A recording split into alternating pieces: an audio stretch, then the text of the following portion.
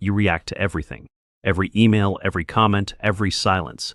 Your peace depends on people who do not even know your name.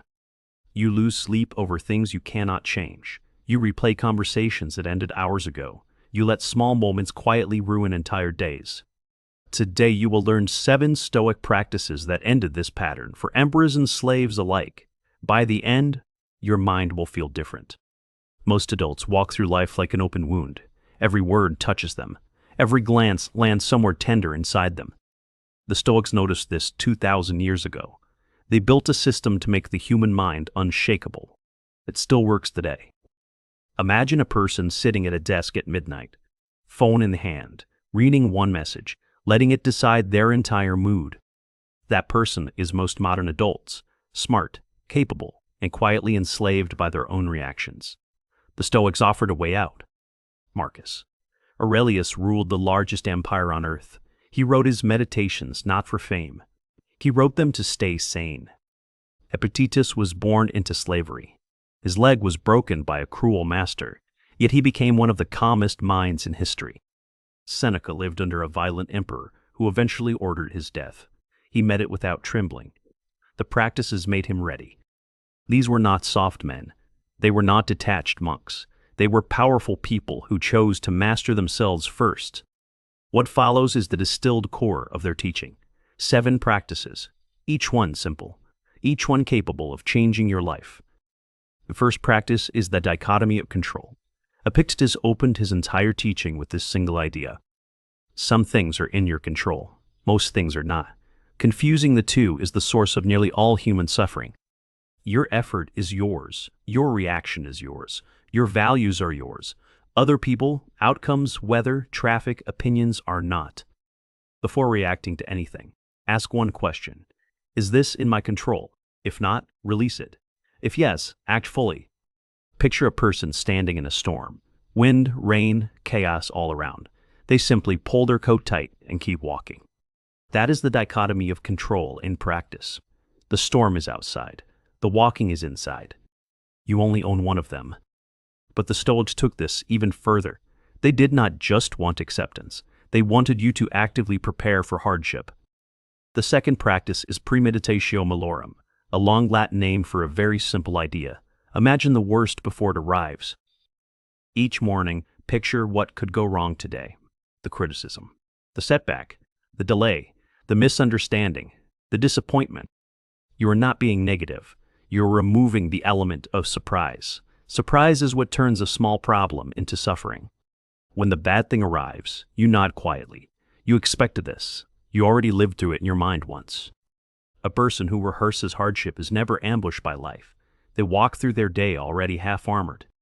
This is what most modern teachers leave out. Positive thinking alone is fragile. Stoic readiness is unbreakable. The third practice is the morning preparation. Marcus Aurelius wrote a version of this before sunrise almost every day. He told himself, "Today I will meet ungrateful people, liars, and proud people. I will not be shocked by any of them." This was not pessimism. It was psychological armor. He refused to be disturbed by behaviors he had already predicted. Try this tomorrow. Before checking your phone, sit silently for 2 minutes. Name 3 difficulties you might face today. Then name 1 virtue you will bring to each. Patience for the rude colleague, courage for the hard conversation, calm for the chaos. Your day becomes a quiet rehearsal of strength. You stop being a passenger. You become the author of your responses. The fourth practice is the pause. The Stoics believed your freedom lives in the gap between event and reaction. Something happens. Something rises inside you. Most people leap straight from feeling to action. They lose themselves there. Insert 1 breath in that gap. Just one. In that single breath, you reclaim the right to choose your response. Picture a person in a heated meeting. A cruel comment lands. Instead of firing back, they pause. 1 breath, then they speak. That single pause is the inner citadel. Marcus Aurelius wrote about it often. A fortress no outside force can enter.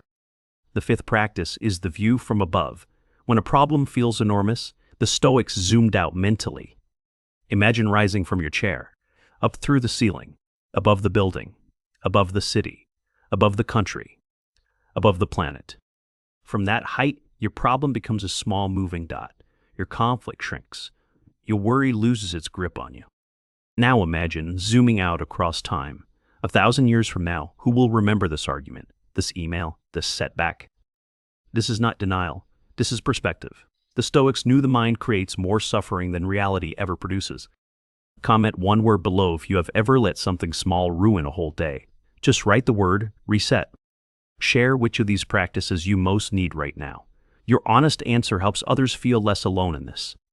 If this video is finding you at the right moment, know that millions of tired adults are walking the same path tonight. Now back to the practices, because the next one quietly changes everything about how you experience pain and loss. The sixth practice is amor fati.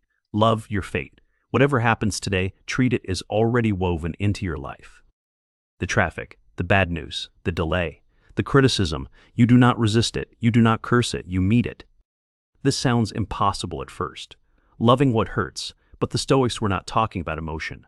They meant alignment. When you stop fighting reality, your energy returns to you. The exhaustion was never the event, it was the resistance. A person who loves their fate walks lighter. They are not pretending things are good, they are refusing to be a victim. The seventh practice is memento mori. Remember that you will die. This is the most misunderstood Stoic teaching. It is not morbid, it is liberating. The awareness of death is what makes ordinary life suddenly feel sacred again. Marcus Aurelius reminded himself daily that he could leave life at any moment. This is why he wasted no time on pettiness. Tonight, look at one person you love, truly look. Imagine this is your last evening with them. Notice what changes. The small irritations vanish, the trivial worries dissolve. What remains is the only thing that ever truly mattered. This is the Stoic secret level. Death is not the enemy of life. Forgetting death is the enemy of life. Most people fail at these practices not because they are hard. They fail because they expect instant transformation. The Stoics never promised instant. They promised steady. One practice, one day, one breath at a time. Resistance will rise. Your mind will say this is too simple. That voice is exactly what these practices are built to silence. Apply this at work. The harsh email arrives. You ask, is this in my control? You pause. You respond from the citadel. Apply this in love. A small disagreement begins. You zoom out. A year from now, will this matter? You soften. Apply this in anxiety. Your chest tightens about tomorrow. You premeditate. You imagine the worst, then walk forward anyway. Apply this in anger. The blood rises. You insert one breath. You remember death. You choose not to waste this hour. This is the mental fortress the Stoics spoke about. Not a wall against the world, a center inside that cannot be moved. A person with this fortress is not cold. They are not detached. They love deeply, work hard, and feel everything. The difference is simple. Their peace does not depend on outside conditions. Their center holds when everything else shakes. You cannot control what happens. You can only control your response. That single truth is the door to a different life. Your peace was never in their hands. It was never in the news. It was never in the outcome. It was always in you. The unshakable mind is not a personality trait. It is not luck. It is the result of 7 small practices repeated. Tonight, before sleep, write down one thing outside your control that disturbed you today. Just one. Name it on paper. Tomorrow morning, look at that note and decide to release it. Then choose one of these 7 practices for the day. Do this for 7 days. One practice, one day. By the end of the week, you will feel a quiet, new strength. If this script reached something inside you, leave a comment with the practice you are starting with. Let it be your commitment. Subscribe to Stoic Mind Reset if you want to keep building this unshakable mind, one ancient practice at a time. Share this with one person you know who is tired of being controlled by their own reactions. They may be waiting for this. The unshakable mind is not born. It is built, one Stoic practice at a time. Welcome to the path. Tonight before sleep, write one specific thing outside your control that disturbed you today. Tomorrow morning, read it, decide to release it, and choose one of the 7 practices to apply throughout the day. Repeat for 7 days, one practice per day to begin building your unshakable mind.